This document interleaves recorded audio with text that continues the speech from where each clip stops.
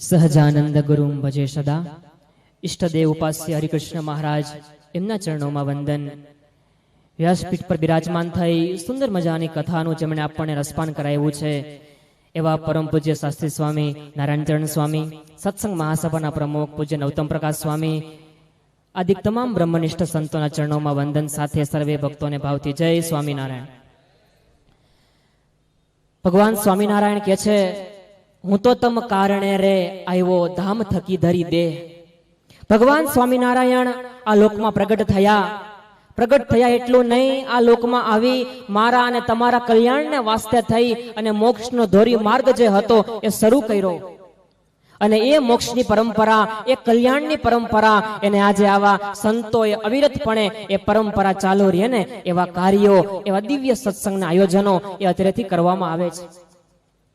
મને ખબર નથી વાલા ભક્તો અત્યારથી વાત થઈ હોય કે ના થઈ હોય, પણ હું તમને કહીશ, તમને નવીન લાગશે કે પૂજ્ય અમારે શાસ્ત્રી સ્વામી નારાયણચરણ સ્વામી છે ને, એ ખાલી સત્સંગી જીવનની કથા કરવી, રામાયણની કથા કરવી કે ભાગવતજીની કથા કરવી એટલું નહીં, પણ પોતે એક બહુ સારા જ્યોતિષાચાર્ય છે.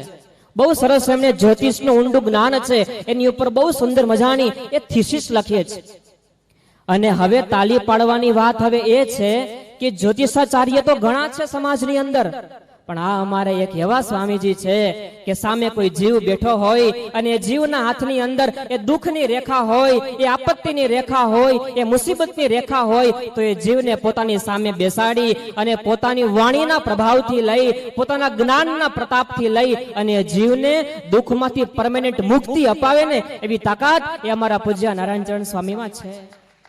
એ મોટી વાત છે.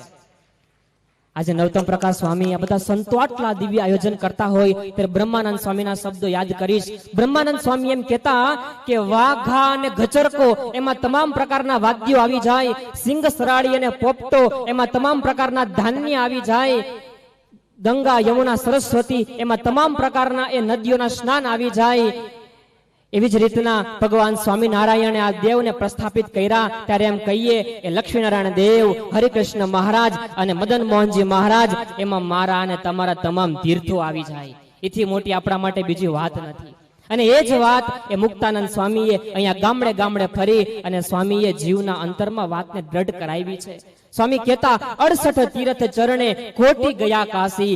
આપણે આ હરિકૃષ્ણ મહારાજ, આ લક્ષ્મીનારાયણ દેવ, આ મદન મોહનજી મહારાજ એની પ્રાપ્તિ થઈને હવે બસ મારે કઈ કરવાનું બાકી રહ્યું નથી. વિશેષ વાત ન કરતા યાદ કરીએ અમારા મોટા ગુરુ અક્ષર નિવાસી સ્વામી શ્રી નારાયણ પ્રિયદાસજી સ્વામીને. એમને પૂજ્ય નારાયણચરણ સ્વામી સાથે ખૂબ હેતનો નાતો, ખૂબ પ્રેમનો નાતો. અવારનવાર કાલવાણીની અંદર જ્યારે આયોજન થાય કથાનું ત્યારે અમારા એ નારાયણ પ્રિય સ્વામી માટે જો કોઈ વક્તા સંપ્રદાયની લેવલે પસંદગી કરવાની હોય ને તો એ પૂજ્ય સ્વામીની પસંદગી કરે. પછી પ્રતિષ્ઠાનો મહોત્સવ હોય તો પણ ભલે, કે પછી પાટોત્સવનો પ્રસંગ હોય તો પણ ભલે.